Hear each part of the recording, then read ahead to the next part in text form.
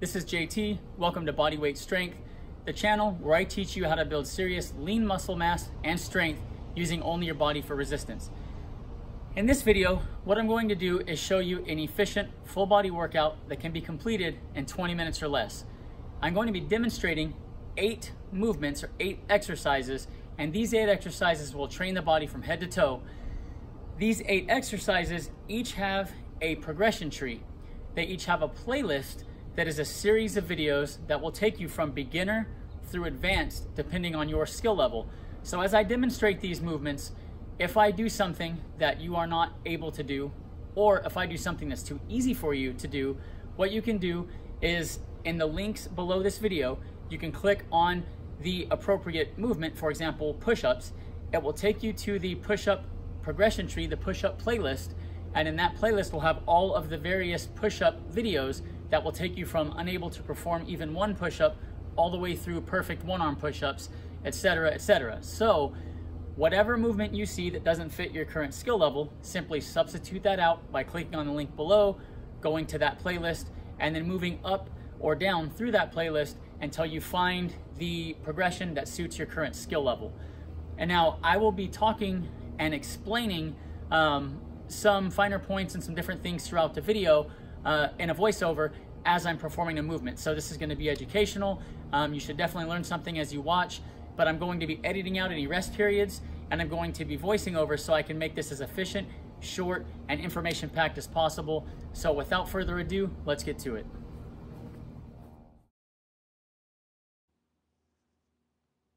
So for squat training, in this video what I did was I performed standard body weight squats, which I've not done to failure in quite some time. And so I think I ended up getting like 76 reps. So that's not a movement that I would continue to do in my own personal training just because it's terribly inefficient, right? Nobody wants to, I think it took me like 6 minutes. So pretty sure nobody wants to squat for like 6 minutes straight. So what I would generally do in my own training is move to a harder progression. And so it's going to be, you know, your single leg squats, or you could even do weighted single leg squats, or some of the more advanced lower body training. And if you want to see what I do for my lower body training now, I have a video that goes through a complete lower body session, and I'm failing at 9 or 10 reps instead of having to go all the way to 76. So with that being said, feedback that I've gotten from people who I've worked with or trained is similar in that their reps tend to get high on squats first. And so we're often scaling past standard body weight squats pretty quickly, where on things like pull-up, it may take much, much longer before you are trying to scale past that movement. So I think what you'll find is progressing in lower body and through the body weight squat tree is probably going to be the first place where you see significant improvement. And what you might notice is this is going to be essentially glutes to Achilles, butt to heel, and that's how you want to squat. And when you first start out, your mobility may be compromised such that you don't have that depth on your squat. And so that's okay. What you want to do is work each session to try to bring that depth down a little bit more, increase that range of motion, and it will slowly increase over time.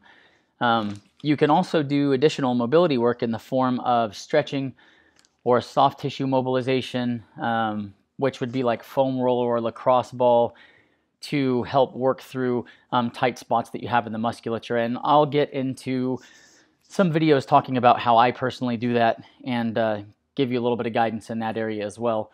But with that being said, try to work on your depth, try to bring butt to heels, and if you're curious to know when you should be scaling to a harder movement, that'll depend on your boredom level, because me doing 76 squats to failure essentially is going to stimulate hypertrophy, and it's going to promote a change in my physique over time if that's how I continue to train. So if you don't mind the monotony, if you don't mind 6-minute long squat sessions or whatever, you're welcome to continue to progressively overload in the form of volume by just adding more reps. But again, for me, that's pretty boring and very inefficient. And so I personally would rather scale to a harder movement and be performing less volume, less reps with a more difficult movement. And so that's pretty much the things you want to consider when you're talking about when to move to a new progression with regards to whichever exercise you're currently working on, be it push-ups or pull-ups or whatever. So yeah, that's pretty much it. You can continue to add volume or you can add intensity, and I go into detail about how to know when to move to a more intense movement or when to keep working volume in another playlist, which I will link to the bottom below with these 8 movements. And that other playlist is going to talk about how to know how to perform your reps, how many reps to perform, how many times per week to train. So in that 9th playlist, basically, so there's the 8 playlists, one for each movement, and then that 9th playlist will be how to structure your training. And I'll be adding to that playlist over time as well. And so you can go to that playlist to help figure out how to put things together so that you don't necessarily have to stick to this particular workout that I'm showing you or this particular programming that I'm showing you in this video.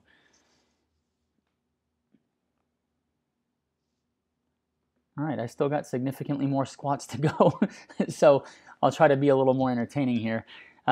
One thing you might notice as I come down, my spine's not staying perfectly neutral at the bottom, and so there's some spinal flexion. And the thing is, we're not squatting under a heavy load, so that's perfectly okay. I mean, this is how a toddler would squat. If you have kids and you look at your kids squatting, this is how they're going to squat. Sometimes trainers or fitness professionals will come unhinged if they see your spine in a not neutral position at any time. But with bodyweight strength training, we're going to be doing hollow bodies. We're going to be strengthening our cores and spinal flexion. And if you think about it, most of the time when people get injured, it's because they had to, grab something or do something that put them in an awkward position, and they have no strength in said position. And so, to me, building strength throughout a full range of motion, even in the spine, is really important. It doesn't mean we're going to heavily load the spine or anything, but for bodyweight strength training, the spine actually moves, and so you should build strength through that range of motion, just like with any other joint or any other series of joints. Okay, so from there, 60 seconds of rest, I edited it out, and then it's right to a handstand hold, and my fence is a little bit lower than I would like. Normally I do these inside the house, but the weather was nice outside, and so I just tried, did them outside. So when you do your handstand holds, what you want to focus on is elevating the scapula. So pressing down hard through the floor and elevating the scapula, meaning pushing the shoulders up toward the ears and then maintaining that position. And what that's going to do is give you maximal engagement of the traps and the muscles throughout the shoulders and middle back. And so that's how you're going to want to hold your handstand. And what you'll find is you're going to fail a lot faster when you scapular elevation like that. And you're going to recruit more musculature and overall get the most efficient handstand from a strength building and hypertrophic standpoint. So I should be coming down anytime. Also, on handstands, don't push your handstand to momentary muscular failure. When you start to feel that really solid burn and you're going to fail soon, you should come down because you don't want to fail and land on your head. I mean, obviously safety first. And the thing is, you are going to make progress without failing. You don't have to go to failure. But the thing is, with calisthenics, we're not loading a bar, so it's hard to say, well, use 85% of your 1 rep maximum. So by trying to go to failure, what's going to happen is you are ensuring that you are pushing yourself, and in so doing, you're going to have adaptation. So it's really important to push yourself. If your training stagnates and if you're not making progress, if you're not pushing that muscle close to its limit, then you're going to be getting very suboptimal results. So it's important to push the muscle close to its limit, especially with calisthenics or bodyweight training. And then from there, it was right to single leg glute bridge. And I didn't do these right after squats because after 76 squats, my legs were pretty shaky. And when I do a lower body leg day, I do all these lower body movements back to back, but the volume is not as high. The intensity is higher, but the volume's lower. And so with these, what you want to focus on is when you're in the bottom position, you want to engage the glute. If you start the press through the heel and you start picking up your hips and driving your hips up, what's going to happen is you won't get the glutes engaged properly. Some people on this movement say, hey, I feel it way, way more in my hamstrings. And that happens when you don't basically engage the glute at the bottom and drive with that glute already tightened. So practice flexing your glutes, your butt muscles, right? And that's what you're going to want to do at the bottom. Flex that butt muscle, then drive the heel, and then push your hips up. And that's how you're going to make sure you're engaging your glutes in that movement. Then we're going to go to hollow body. I shot this video and used it for Twitter, so I'm talking in it, as you can see, and explaining the movement. But I'm voicing over here, so you're not going to hear what I'm saying. And with the hollow body, you want to maintain a position. If you see how my body's structured, it's kind of like a banana on a countertop. So you want to have a flattened lumbar spine and your posterior pelvic tilt. And so what's happening is the hollow body is used throughout calisthenics, body weight strength training, extensively in different movements such as the front lever. If you eventually get into wanting to do planches and pull-ups, there's a lot of different in push-ups. So this is going to carry over into other movements. This targets your abdominals and your hip flexors to a degree, but it really targets the abdominals well. It's harder, and so I would say more efficient than a plank, although planks are still fine. I can hold a high plank for like 8.5 minutes, and I can only do these for maybe 2 minutes. And so there's a much more efficient targeting of the abdominals with a hollow body hold versus a plank. So if you do planks and you want to cut some time off, try hollow body. And like I said, you can still mix planks and hollow body together. But for this 8 movement programming, you're going to do the hollow body. And just like with the rest of these, if the hollow body is too easy or too hard, click in the links below, go to that progression tree and scale up or down as needed. Now that was anterior core, or the front of the body. So from there, I immediately go to, after 60 seconds of rest, posterior core. And the movement that I chose for posterior core on this, which most people can perform, would be a inverted plank. And so this is probably my favorite movement for posterior core because you can really feel it target the lumbar and thoracic, the muscles along the lumbar and thoracic spine, into the glutes, down into the calves, really from the traps all the way to the bottom of your calves.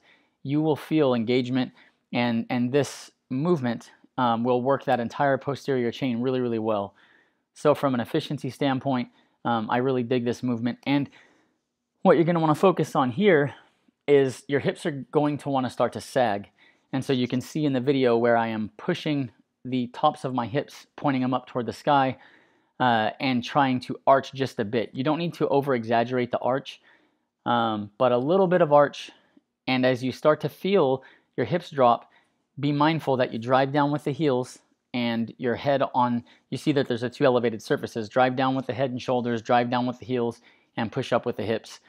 And that will net you a little more strength and keep you from sagging. And what will happen is you'll be able to push this movement a little bit longer than you think you can, as long as you work on driving down with the heels and with the back of your head.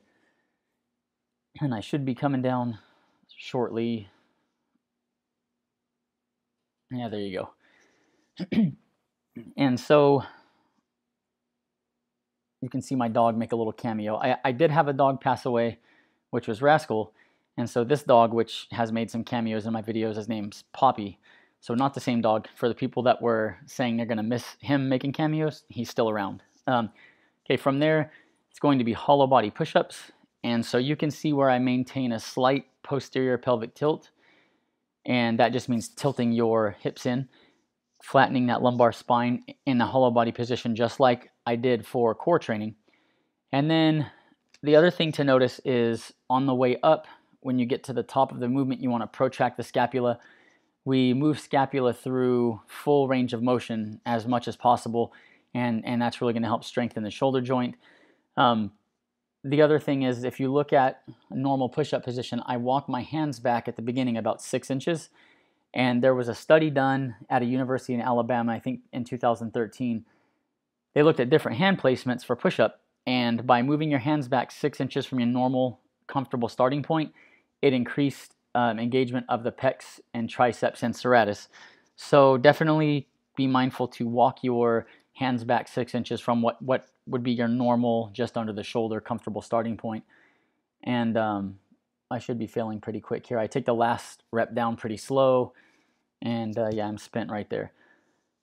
One thing that when you train like this, if you're doing this 8 movements back-to-back, minimal rest, the movements that you do toward the end are going to be more difficult than the movements you do toward the beginning. So what you can do is you can rotate the exercise order, or if you personally are trying to get better at pull-ups or push-ups or whatever, you can do that movement first, and then you can throw, for example, if squats are something you are high repping already or you're good at, you can throw those at the end of the training sessions. So you can structure the order of the exercises to allow you to target the things that you need work on the most when you are fresher, or you can rotate the order every week. You can just take the last exercise and put it first each training session and rotate through that way.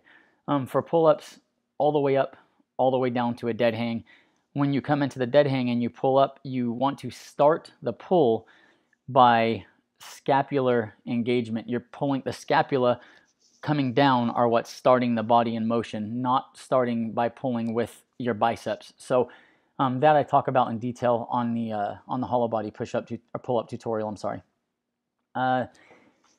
Then finishing up with ring rows. At this point, my forearms are actually pretty tight, and so I don't hit a ton of ring rows here. And so that's what I mentioned about the last thing that you do. You're going to be at your highest level of fatigue. And so that's where rotating the movements will help. When you do your rows, make sure that you come down to full scapular protraction. Once again, you want the scapula going through the full range of motion. So as you come to the top, squeeze and pull as high as you can. And then when you go to the bottom, you're going to come down as far as possible. Just remember, slow, controlled reps for everything, and you'll be in good shape. All right, so that's it for that training session. Roughly 20 minutes it should take. I rested 60 seconds between sets, edited out obviously, and I'm always surprised when I go back and do that 8 core movements with 60 seconds of rest.